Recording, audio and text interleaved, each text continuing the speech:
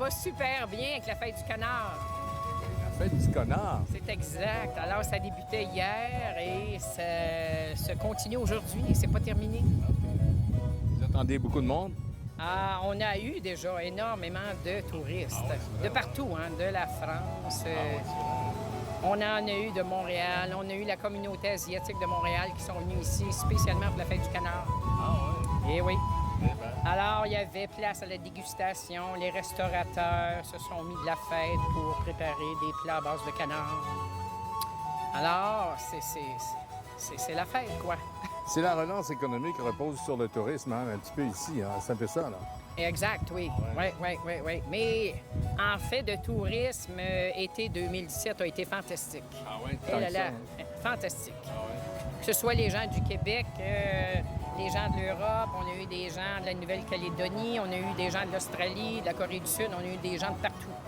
Ils sont tombés en amour avec la magnifique région. Ah oui. Écoutez, ça me fait plaisir de vous rencontrer. Bonne journée. Et moi demain, merci, au revoir. Il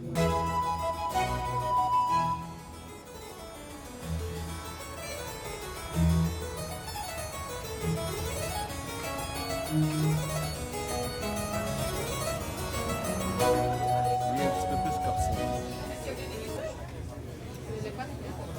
Ah oui, c'est très bon aussi, mais j'aime pas. Celle que vous avez goûté?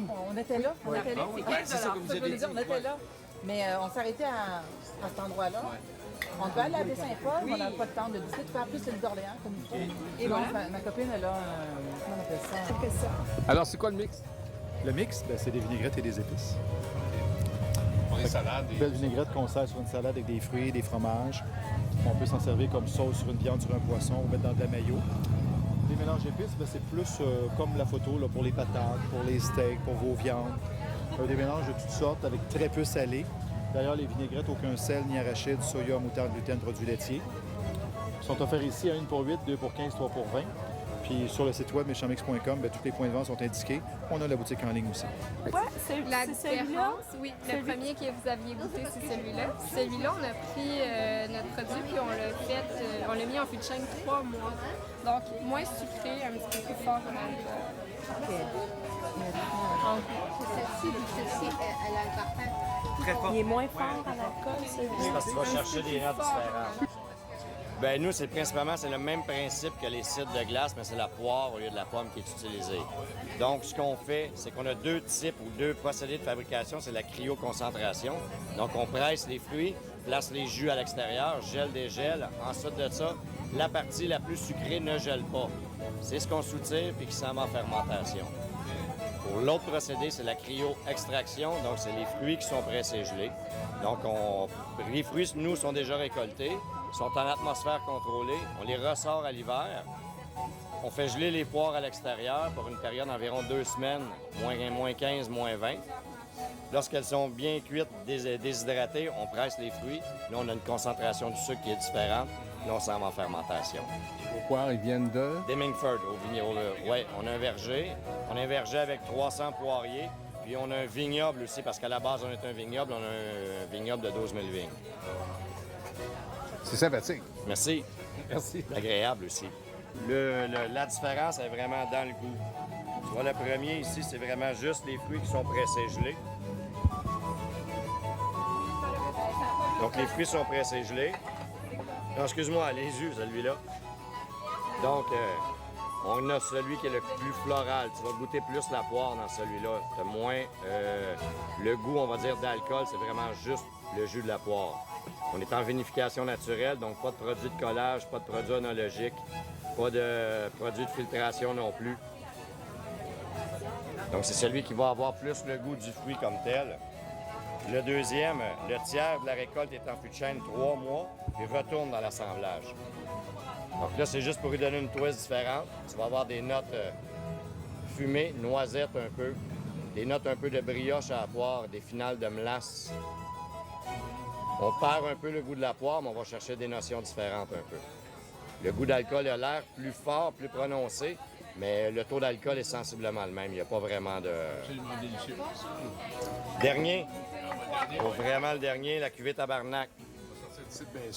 La cuvée tabarnak, c'est les fruits qui sont pressés gelés. Donc là, on a un produit qui est plus liquoreux, plus sirupeux. Tu vas avoir des notes de poire au début, puis ensuite de ça, caramel, crème brûlée, érable en fin de bouche. Ça, c'est vraiment du bonbon en bouteille, ça. Merci. Excellent avec les fromages forts, les cheddar, vieillis, le bleu. C'est les produits Kévi de la région de la Nodière. La Nodière. Oui, ça vient de Sainte-Marie-Salomé, qui est un tout petit village près de l'Assomption. Là, le bison commence à... Le cheptel de bison commence à prendre un petit peu du poil de la bête, là, si on peut dire. Oui, en effet, justement. Mais nous, on s'approvisionne chez un grossiste en viande d'élevage. Donc, c'est un produit qui peut venir aussi de l'Alberta ou du Manitoba, tout dépendant, là. Mais bison, normalement, il y en a en Alberta, mais il commence à en avoir au Québec. Il y en a au Québec aussi, là. Oui, il y a certaines fermes d'élevage au Québec, mais je crois qu'ils souvent, ils vont vendre sur place à leur magasin. Puis votre bois, c'est quoi exactement? Moi, c'est les meilleures essences de bois du Québec pour fumer. Je suis le seul Québécois qui a développé une gamme de produits de bois pour le fumage. Donc, c'est les rabe à sucre, le pommier, le cerisier sauvage, le chêne rouge. Chaque bois goûte quelque chose de différent, là. Puis ça accorde avec des viandes ou des poissons, tout dépendant de vos goûts, là. Maintenant, vous le savez? Moi, c'est Simon Boucher. Bon, ça fait plaisir. Donc, ce que vous me dites, c'est qu'il y a une différence dans le sucre d'érable, dans le sucre d'une place à l'autre. Oui. Tout dépend du sol, tout dépend du sol. Oui, tout dépendant du sol puis d'une journée à l'autre. Plus que ça dégèle, plus qu'il y a des minéraux qui sortent, plus que le goût va changer. Moins que ça gèle, plus c'est le contraire. C'est une variance vraiment de la température et du sol. Et dans la fabrication du sirop, des sucres, ça peut changer également le goût et la texture? Oui, tout dépendant de la classe qu'on prend pour les fabriquer. Chaque type de sirop a sa place pour la fabrication. Des places différentes qui sont bien convoitées. Canard et compagnie. Canard et compagnie. Vous étiez installé ici à un moment donné, là? Non? Nous, on est venu pour la première fois l'an passé. Ah, OK, OK. Mais vous n'êtes pas de la région? Non, nous, on est de Saint-Louis-de-Gonzague, dans la région de Valleyfield. Ah, OK, d'accord. Donc, finalement, c'est un collectif. Oui, Bien, ils invitent des gens de différentes régions qui sont producteurs ou transformateurs de canards. Nous, on a des éleveurs qui élèvent pour nous dans la région de Saint-Louis-de-Gonzague. Il y a l'usine d'abattage en arrière, puis nous, on fait la transformation, des plats cuisinés, puis des pots comme ça, du saucisson de canard, des trucs comme ça. Alors, vous avez de la rillette de canard, vous avez Rillette, la mousse, terrine de terrine. canard, de la mousse. On fait des rouleaux asiatiques au canard qu'on n'apporte pas dans les marchés publics, mais à la boutique, on a ces produits-là. On part de recettes traditionnelles, parfois comme une lasagne au canard. Une lasagne traditionnelle, mais on la fait avec du canard. Moussaka, au lieu de la faire avec de l'agneau, on la fait avec du canard, parce que le gras de canard, il se marie bien avec les recettes, les textures. Est-ce que c'est une viande qui est aussi riche en protéines que le poulet, par exemple, le dindon ou... Moi, je dirais que le premier critère, c'est le meilleur gras animal qu'il n'y a pas. Ah oui? Oui, les régions productrices, en France, ils ont fait des études là-dessus. Les régions productrices de foie gras, c'est là où il y a le plus bas taux d'accidents cardiovasculaires. Ah oui, c'est vrai? Bien, je vous dirais que si on parle de pureté, une huile d'olive, c'est encore mieux, mais dans les gras, le gras animal, c'est le meilleur gras, le canard.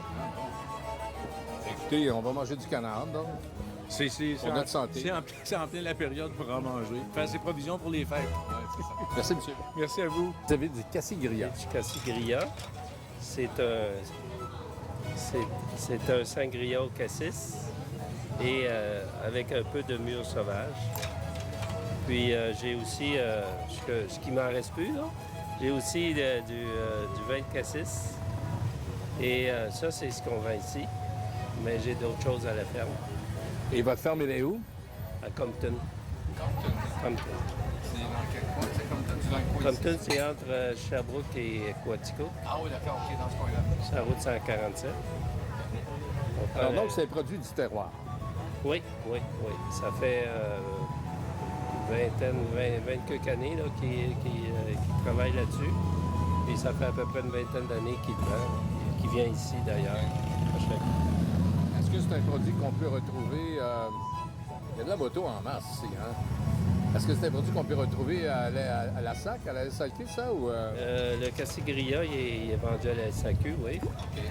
Le cassis, il a déjà été vendu, mais là, il n'est plus vendu. On se concentre sur le cassis-grillat.